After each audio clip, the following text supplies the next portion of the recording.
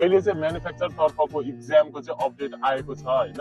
इतिहास कोरिया शाखामा त कुनै अपडेट छैन अहिले। अब आइतबारबाट अफिस खुलिसकेपछि चाहिँ त्यहाँनिर पनि अपडेट आउनेछ, नोटिस आउने नै छ।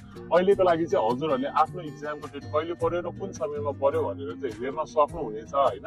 म्यानुफ्याक्चर तर्फको मात्रै हेर्न सक्नुहुन्छ। म्यानुफ्याक्चर तर्फ जति पनि साथीहरूले फर्म भर्नुभएको छ हजुरहरूले चाहिँ आफ्नो इक्जामको डेट हेर्न सक्नुहुनेछ।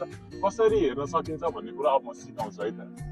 हजुरहरूले चाहिँ गुगलमा गएर एचआरडी कोरिया लेख्नुहोस्, त्यसपछि फर्स्टमा आउने वेबसाइटलाई टच गर्नुहोस् र सेड्युल लेखेको अप्सनमा थिच्नुहोस्। त्यसपछि हजुरहरूले एनाउन्समेन्ट अफ टेस्ट डेटमा थिच्नुहोस् र त्यहाँनिर माथि दुईटा देख्न सक्नुहुन्छ म्यानुफ्याक्चर तर्फको। त्यहाँ मध्ये दुईटैमा हजुरहरूले आफ्नो रिसिप्ट नम्बर चाहिँ हालेर हेर्नुहोस् होइन। रिसिप्ट नम्बर भनेको चाहिँ हजुरहरूको एडमिट कार्डको सी पछाडिको 8वटा अङ्क चाहिँ हजुरहरूले त्यहाँनिर हालेर चाहिँ सर्च गर्नुहोस्। यदि भएन भने फेरि अर्को त्यो माथिकोमा भएन भने तलकोमा गएर हाल्नुहोस् होइन। दुईटैमा आफ्नो रिसिप्ट नम्बर हालेर हेर्नुहोस्।